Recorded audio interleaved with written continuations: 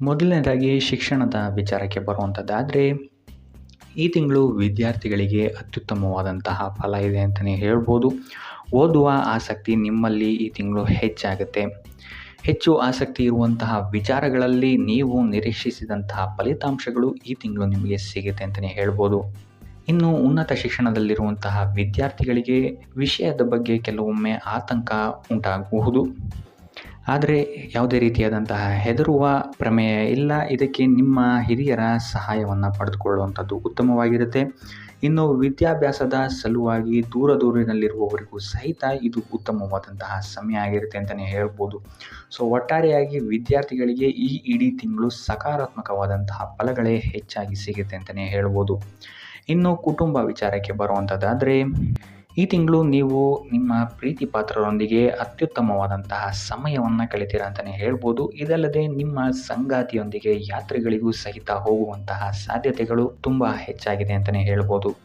ನಿಮ್ಮಿಬ್ಬರ ನಡುವೆ ಉತ್ತಮ ಹೊಂದಾಣಿಕೆಯು ಸಹಿತ ಈ ತಿಂಗಳು ಹೆಚ್ಚಾಗುತ್ತೆ ಅಂತಲೇ ಹೇಳ್ಬೋದು. ಇದು ವೈವಾಹಿಕ ಜೀವನದಲ್ಲೂ ಆಗಿರ್ಬೋದು ಅಥವಾ ನಿಮ್ಮ ಪ್ರೇಮ ಜೀವನದಲ್ಲೂ ಆಗಿರ್ಬೋದು. ಸೊ ಅತ್ಯುತ್ತಮವಾದಂತಹ ಫಲ ನಿಮಗೆ ಈ ತಿಂಗಳು ನಿಮ್ಮ ಲವ್ ಲೈಫಲ್ಲಿದೆ ಅಂತಲೇ ಹೇಳ್ಬೋದು. ಆದರೆ ನಿಮ್ಮ ಪ್ರೀತಿ ಪಾತ್ರರೊಂದಿಗೆ ವ್ಯವಹರಿಸಬೇಕಾದ್ರೆ ಯಾವುದೇ ರೀತಿಯಾದಂತಹ ಅಹಂಕಾರದಿಂದ ಆಗಲಿ ಅಥವಾ ದರ್ಪದಿಂದಾಗಲಿ ಅವರನ್ನು ವ್ಯವಹರಿಸಕ್ಕೆ ಹೋಗಬೇಡಿ. ಆದಷ್ಟು ವಿನಯದಿಂದಿರುವಂಥದ್ದು ನಿಮಗಿಲ್ಲಿ ಉತ್ತಮವಾಗಿರುತ್ತೆ. ಇನ್ನು ವಧುವರರ ಅನ್ವೇಷಣೆಯಲ್ಲಿರುವವರಿಗೂ ಸಹಿತ ಈ ತಿಂಗಳು ಅತ್ಯುತ್ತಮವಾದಂತಹ ಅವಕಾಶಗಳು ಒದಗಿ ಬರಲಿದೆ ಅಂತಲೇ ಹೇಳ್ಬೋದು. ಇನ್ನು ಇದಲ್ಲದೆ ಕುಟುಂಬದ ಸದಸ್ಯರೊಂದಿಗೆ ಸಮಸ್ಯೆಗಳನ್ನು ಬಗೆಹರಿಸಿಕೊಳ್ಳಲು ಸಹಿತ ಇದು ಸಕಾಲ ಆಗಿರುತ್ತೆ ಅಂತಲೇ ಹೇಳ್ಬೋದು. ಕುಟುಂಬದವರ ಜೊತೆ ಈ ತಿಂಗಳು ನೀವು ಅತ್ಯುತ್ತಮವಾದಂತಹ ಬಾಂಧವ್ಯವನ್ನು ಹೊಂದ್ತೀರಾ ಅಂತಲೇ ಹೇಳ್ಬೋದು. ಸೊ ಅವ್ರ ಜೊತೆ ಆಚೆಗಡೆ ತಿರುಗಾಡಕ್ಕೆ ಹೋಗುವಂತಹ ಪ್ಲ್ಯಾನ್ಸ್ಗಳನ್ನು ಸಹಿತ ಈ ತಿಂಗಳು ನೀವು ಮಾಡಬಹುದಾದಂತಹ ಸಾಧ್ಯತೆಗಳು ಹೆಚ್ಚಾಗಿದೆ ಅಂತಲೇ ಹೇಳ್ಬೋದು. ಇನ್ನು ಇದಲ್ಲದೆ ಸಂತಾನದಿಂದ ಸಹಿತ ನಿಮಗೆ ಈ ತಿಂಗಳು ಉತ್ತಮವಾದಂತಹ ಶುಭ ಸುದ್ದಿಗಳು ಸಿಗುತ್ತೆ ಅಂತಲೇ ಹೇಳ್ಬೋದು. ಇನ್ನು ಒಡ ಹುಟ್ಟಿದವರು ಆಸ್ತಿ ವಿಚಾರವಾಗಿ ನಿಮ್ಮಲ್ಲಿ ಕೆಲವೊಂದು ಸಲಹೆ ಮತ್ತು ಸಹಕಾರವನ್ನು ಕೇಳ್ಬೋದು.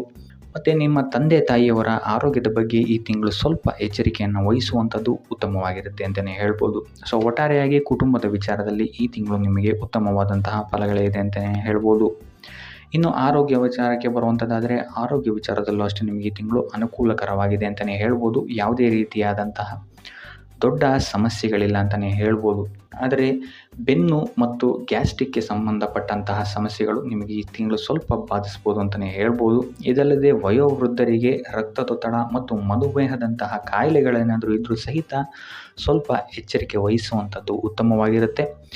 3ನೇ ವಾರದ ನಂತರ ನಿಮ್ಮ ಆರೋಗ್ಯದಲ್ಲಿ ಸ್ಥಿರತೆ ಕಾಣುತ್ತೆ ಅಂತಲೇ ಹೇಳ್ಬೋದು. ಸೊ ಉಳಿದಂತೆ ಮಕ್ಕಳು ಮತ್ತು ನಿಮ್ಮ ಸಂಗಾತಿಯವರ ಆರೋಗ್ಯದಲ್ಲೂ ಸಹಿತ ಯಾವುದೇ ರೀತಿಯಾದಂತಹ ದೊಡ್ಡ ಸಮಸ್ಯೆಗಳಿಲ್ಲ ಅಂತಲೇ ಹೇಳ್ಬೋದು. ಸೊ ಒಟ್ಟಾರೆಯಾಗಿ ಈ ತಿಂಗಳು ನಿಮ್ಮ ಆರೋಗ್ಯದ ವಿಚಾರದಲ್ಲೂ ಸ್ಥಿರತೆ ಕಾಣುತ್ತೆ ಅಂತಲೇ ಹೇಳ್ಬೋದು. ಇನ್ನು ವೃತ್ತಿ ಜೀವನಕ್ಕೆ ಬರುವಂಥದ್ದಾದರೆ, ವೃತ್ತಿ ಜೀವನದಲ್ಲಿ ಈ ತಿಂಗಳು ನಿಮಗೆ ಮಿಶ್ರ ಫಲ ಅಂತಲೇ ಹೇಳ್ಬೋದು. ಕೆಲವೊಂದು ಅಡೆತಡೆಗಳು ಬಂದರೂ ಕೂಡ ಆರ್ಥಿಕವಾಗಿ ಈ ತಿಂಗಳು ನೀವು ಉತ್ತಮವಾದಂತಹ ಲಾಭವನ್ನು ಗಳಿಸ್ತೀರಾ ಅಂತಲೇ ಹೇಳ್ಬೋದು.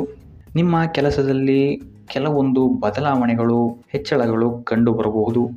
ನಿಮ್ಮ ಮೇಲಾಧಿಕಾರಿಗಳು ಅಥವಾ ಸಹವರ್ತಿಗಳೊಂದಿಗೆ ಕೆಲವು ತಪ್ಪು ಗ್ರಹಿಕೆಗಳು ಸಹಿತ ಕಂಡು ಬರಬಹುದು. ಆದ್ದರಿಂದ ಪ್ರಾರಂಭದ ಮೊದಲೆರಡು ವಾರಗಳ ಕಾಲ ಯಾವುದೇ ರೀತಿಯಾದಂತಹ ಹೆಚ್ಚು ವಾದ ವಿವಾದಗಳನ್ನು ಮಾಡದೇ ಇರುವಂಥದ್ದು ಉತ್ತಮವಾಗಿರುತ್ತೆ.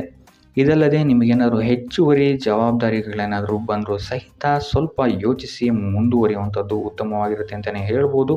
ಆದರೆ 3ನೇ ವಾರದ ನಂತರ ನಿಮಗಿಲ್ಲಿ ಸ್ಥಿತಿಗತಿಗಳು ಬದಲಾಗುತ್ತೆ ಅಂತಲೇ ಹೇಳ್ಬೋದು. ಸೊ ಸ್ಥಿತಿಗತಿಗಳು ನಿಮಗಿಲ್ಲಿ ಉತ್ತಮವಾಗುತ್ತೆ ಅಂತಲೇ ಹೇಳ್ಬೋದು. ಇನ್ನು ಕೆಲಸದ ನಿರೀಕ್ಷೆಯಲ್ಲಿರುವವರಿಗೂ ಸಹಿತ ಈ ತಿಂಗಳು ಉತ್ತಮವಾದಂತಹ ಪಾಸಿಟಿವ್ ರಿಸಲ್ಟ್ಸ್ಗಳು ನಿಮಗಿಲ್ಲಿ ಸಿಗುತ್ತೆ ಅಂತಲೇ ಹೇಳ್ಬೋದು. ಸೊ ಒಟ್ಟಾರೆಯಾಗಿ ವೃತ್ತಿ ಜೀವನದಲ್ಲಿ ನಿಮಗೆ ಈ ತಿಂಗಳು ಮಿಶ್ರ ಫಲ ಅಂತಲೇ ಹೇಳ್ಬೋದು. ಇನ್ನು ಹಣಕಾಸಿನ ವಿಚಾರಕ್ಕೆ ಬರುವಂಥದ್ದಾದರೆ, ಈ ತಿಂಗಳು ನಿಮಗೆ ಆರ್ಥಿಕವಾಗಿ ಅತ್ಯುತ್ತಮವಾದಂತಹ ತಿಂಗಳಾಗಿರುತ್ತೆ ಅಂತಲೇ ಹೇಳ್ಬೋದು. ಆದಾಯದಲ್ಲಿ ಒಳಹರಿವು ಅನಿರೀಕ್ಷಿತ ಲಾಭಗಳನ್ನು ನಿಮಗೆ ತಂದುಕೊಡುತ್ತೆ ಅಂತಲೇ ಹೇಳ್ಬೋದು. ಇದಲ್ಲದೆ ನಿಮ್ಮ ಹೂಡಿಕೆಗಳು ಸಹಿತ ನಿಮಗಿಲ್ಲಿ ಅತ್ಯುತ್ತಮವಾದಂತಹ ಲಾಭವನ್ನು ತಂದುಕೊಡುತ್ತೆ ಅಂತ ಹೇಳ್ಬೋದು. ಇನ್ನು ನೀವೇನಾದರೂ ಸಾಲಕ್ಕೆ ಅಥವಾ ಲೋನ್ಗೆ ಏನಾದರೂ ಅಪ್ಲೈ ಮಾಡ್ತೀರಾ ಅಂತ ಹೇಳಿದ್ರು ಸಹಿತ ನಿಮಗಿಲ್ಲಿ ಪಾಸಿಟಿವ್ ರಿಸಲ್ಟ್ಸ್ಗಳು ಸಿಗುವಂತಹ ಸಾಧ್ಯತೆ ಹೆಚ್ಚಾಗಿದೆ ಅಂತಲೇ ಹೇಳ್ಬೋದು. ಇನ್ನು ವ್ಯವಹಾರದಲ್ಲಿರುವ ನಿಯಮಿತವಾಗಿ ಹೂಡಿಕೆಗಳನ್ನು ಮಾಡುವುದರಿಂದ ಸಹಿತ ಇಲ್ಲಿ ಉತ್ತಮವಾದಂತಹ ಲಾಭವನ್ನು ಪಡೆಯಬಹುದು. ಇದಲ್ಲದೆ ಕೈಗೊಂಡ ಪ್ರತಿಯೊಂದು ಕೆಲಸ ಕಾರ್ಯಗಳಲ್ಲಿ ವಿಳಂಬವಾದರೂ ಸಹಿತ ತಕ್ಕ ಮಟ್ಟಿನ ಲಾಭವನ್ನು ನೀವಿಲ್ಲಿ ಗಳಿಸ್ತೀರ ಅಂತಲೇ ಹೇಳ್ಬೋದು. ಸೊ ಆರ್ಥಿಕವಾಗಿ ಈ ತಿಂಗಳು ಅತ್ಯುತ್ತಮವಾದಂತಹ ಸಮಯ ನಿಮಗಾಗಿರುತ್ತೆ ಅಂತಲೇ ಹೇಳ್ಬೋದು. ಇನ್ನು ನೀವೇನಾದರೂ ಹೊಸ ಪಾಲುದಾರಿಕೆ ಅಥವಾ ಹೊಸ ಉದ್ಯಮಗಳನ್ನೇನಾದರೂ ಶುರು ಮಾಡ್ತಾ ಇದ್ದೀರಾ ಅಂತ ಹೇಳಿದ್ರು ಸಹಿತ ಇಲ್ಲಿ ಉತ್ತಮವಾದಂತಹ ಸಮಯ ಆಗಿರುತ್ತೆ. ಕೊನೆಯ ವಾರದಲ್ಲಿ ಮನೆಗೆ ಸಂಬಂಧಿಸಿದಂತೆ ಅಥವಾ ಮಕ್ಕಳ ವಿದ್ಯಾಭ್ಯಾಸಕ್ಕೆ ಸಂಬಂಧಿಸಿದಂತೆ ಇಲ್ಲಿ ನಿಮಗೆ ಖರ್ಚಾಗುವಂತಹ ಸಾಧ್ಯತೆ ಹೆಚ್ಚಾಗಿದೆ ಅಂತ ಹೇಳ್ಬೋದು. ಸೊ ಆದ್ದರಿಂದ ಸ್ವಲ್ಪ ಎಚ್ಚರಿಕೆ ವಹಿಸುವಂಥದ್ದು ಉತ್ತಮವಾಗಿರುತ್ತೆ ನಿಮ್ಮ ಖರ್ಚಿನ ಬಗ್ಗೆ.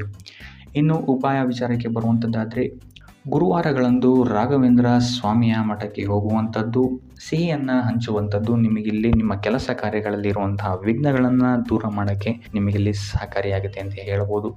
ಸೊ ಇದಾಗಿತ್ತು ಈ ತಿಂಗಳ ನಿಮ್ಮ ರಾಶಿಯ ಭವಿಷ್ಯ.